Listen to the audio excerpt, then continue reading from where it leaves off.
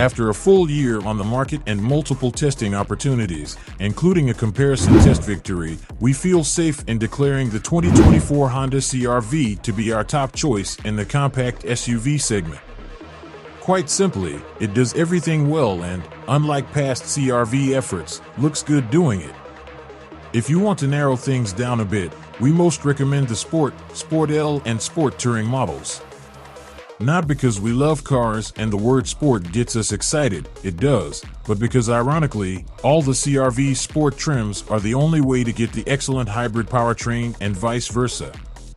The CR-V's hybrid is more powerful and, not surprisingly, more efficient than the perfectly sufficient 1.5-liter turbo inline-four found in the more traditional LX, EX, and EXL trim levels. It's also just better to drive due to simulated shifts that make it feel more normal. Like past CR-Vs, the 2024 edition checks off all the boxes expected of sensible family transport: spacious for people and their stuff, strong safety credentials, fuel efficient, well-equipped, well-built, and likely to be reliable and hold its value. That it looks so much better now and is better to drive gives it that extra shove to place it just atop a truly impressive lineup of competitors that still need to be considered: the Hyundai Tucson, Toyota RAV4, Mazda CX-50, and Nissan Rogue. The CR-V was all new last year, and there are no major changes for 24. There is a new Sport L trim level, however, which bridges the sizable price and equipment gap between the hybrid-only Sport and Sport Touring trims. Some may prefer the showier cabins of certain competitors, but the clean, sophisticated look of the CR-V interior is pure, classic Honda.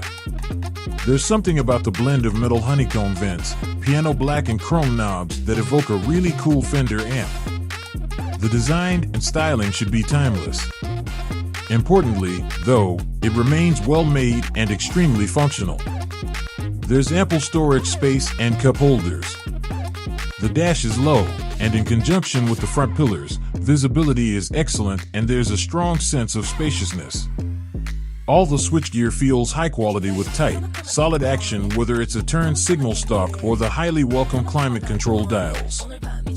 There's even a conventional shifter instead of some confusing, different for different sake electronic doodad. As for instruments and infotainment, the CR-V features an analog speedometer combined with a 7-inch screen that can display the tachometer and other information. The standard infotainment display is a 7-inch touchscreen with volume and tuning knobs and a couple of physical menu buttons. It's awfully rudimentary in terms of appearance and capability, but if you're mostly going to use the standard Apple CarPlay and Android Auto, that may not matter. The EXL, Sport L, and Sport Touring get a 9-inch touchscreen with configurable touch-operated menu shortcut buttons that stay docked on the screen. It has far more capability and features, looks modern enough, and responds with sufficient speed to inputs. It's fully competitive with most rivals, though we still prefer the Hyundai or Kia systems. If you're coming from the previous generation, this CR-V is a bit bigger than before, but you're unlikely to notice much of a difference inside. It continues to be one of the biggest and most passenger-friendly compact SUVs. The back seat is very spacious for those of long leg and for rear-facing child seats. It also reclines to a great degree, increasing comfort.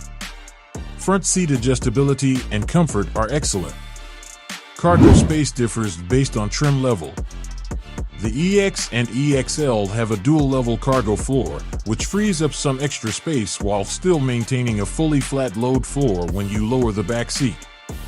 The base LX and all the hybrid-powered Sport trims lack this, meaning they have a bit less space, 3 cubic feet to be precise, and a step in the middle of the floor when you lower the back seat. The hybrids also lack a spare tire, unlike the RAV4 and Sportage hybrids. In our cargo test of a hybrid-powered CR-V, we managed to fit our standard selection of 6 suitcases plus a 38-quart cooler, 2 smaller coolers, and a kid-carrying hiking backpack. This is a lot of stuff for a 5-passenger vehicle, but not quite as good as the Sportage, Tucson, and RAV4. The CR-V LX, EX, and EXL are powered by a 1.5-liter turbocharged inline-four that produces 190 horsepower and 179 pound-feet of torque. Power goes through a continuously variable transmission and onto either just the front wheels or all four with the optional all-wheel drive. Fuel economy is excellent for an SUV at 28 miles per gallon city, 34 miles per gallon highway, and 30 miles per gallon combined with front-wheel drive, and 29/32/27 with all-wheel drive. Every trim level with the word sport in its name has a hybrid powertrain.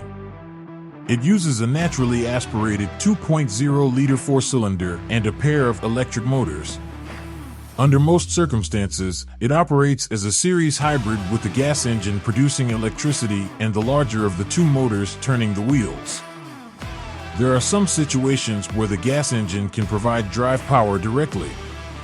Combined power is 204 horsepower and 247 pound-feet of torque. Front and all-wheel drive are available, with the Sport Touring being AWD only. Fuel economy stands at 43 miles per gallon city, 36 miles per gallon highway, and 40 miles per gallon combined with front-wheel drive. According to the EPA's average fuel cost estimates, you'd save $450 per year by going with the hybrid. Honda has recaptured some of its old driving dynamics mojo with the latest CR-V. It is once again one of the more engaging compact SUVs to drive, although that's not exactly a high bar, and it does depend on which powertrain you get. Perhaps surprisingly, the better performer is the hybrid. The base turbo engine is smooth, but can be noisy, in part due to its CVT that still has some rubber band characteristics and also makes the powertrain feel somewhat unresponsive. Power is perfectly adequate, but not inspiring. The hybrid, meanwhile, is not only more powerful, but by powering the wheels almost exclusively with its electric motor, the engine is mostly just there to generate electricity. It provides the sort of smooth, effortless power off the line normally associated with EVs. The powertrain also simulates shifts when accelerating, making it sound and feel a lot more normal than other hybrids like the Toyota RAV4 and the CVT-equipped base turbo engine. Compared to the previous generation CR-V, the 2023 is notably more refined and stable. Driven back-to-back, it's surprising how much the old CR-V wobbled about with excessive body motions.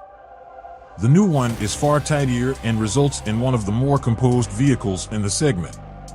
The steering is also very precise with nice, consistent weighting that allows you to feel more connected to the road. Overall, we preferred driving the CR-V over another favorite of ours, the Kia Sportage Hybrid, but those seeking a sportier feel will still prefer a Mazda CX-5 or CX-50. That is it for today. Make sure to like and subscribe.